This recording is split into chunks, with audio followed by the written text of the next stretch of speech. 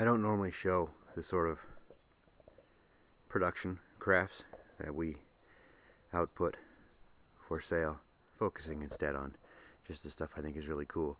But I'm happy with how that bench turned out. I thought I'd kind of go through the way it's built. That is that mulberry again. Ah, that's beautiful stuff. What a freakish tree. Almost 100 years of pruning went into turning that bad boy into the barrel that it was. I'll never see the likes of that again, I don't think. But it's actually a very simple construction. Here's the underside. It is a birch frame. First thing I do is I build that box to the proper size, and you can see I've attached it with pocket screws and no glue so that the wood can move some. However, on this one it had an arch in it, and so I've got 4 or 5 pocket screws on the short ends, and I'm using those pocket screws to pull that thing flat. I then make, I'm not sure what to call them, breadboard ends, hammer claw ends.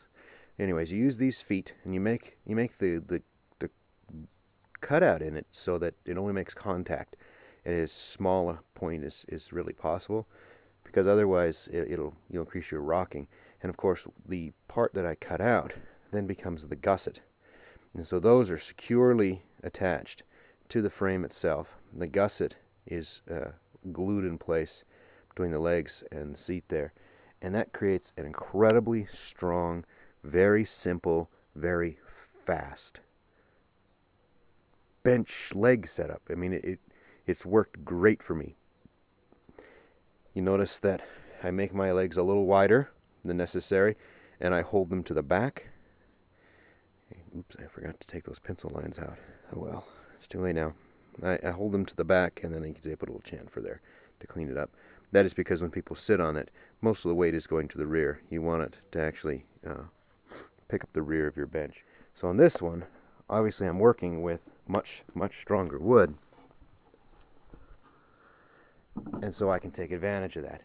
And so there's the bracing in the back. Now the V I didn't want, but this stuff is split and checked, and so you could flex the whole back, so it had to be there. The real strength comes from that gusset right there, which is much stronger than it looks. So it is glued and screwed to the back there, and then I have hidden screws that come up from underneath holding it down, so if this back, and this is cut at a chamfer right here, so that this sits square here and then it adjusts to the back of the bench. So if this bench wants to rock back, it has to push this straight down, and so obviously it can't. This gave it tremendous strength without having to have any sort of large and ungainly gussets. Like I said, I would much prefer not to have my V. It's not that I don't particularly like it. It's a fine form, but it was originally designed not to have that. But you can see that, that big open crack. It just wasn't going to fly without it. You're going to have somebody sit in the bench. Oh, they were going to lean back, and she's going to break right off. I just knew it. So that's the solution I came up with. And you can see my legs back off. So, and this one is built the exact same way. Same sort of construction, just on a wider scale. In this case, the legs are poplar, and I left natural edges out on this. This bench is sort of a conglomeration of that board, which it didn't turn out the way I wanted it to, and it's kind of an experiment. This is that poplar. This is the first few planks of that poplar I cut on the mill. You can see the video. Check my channel a while back.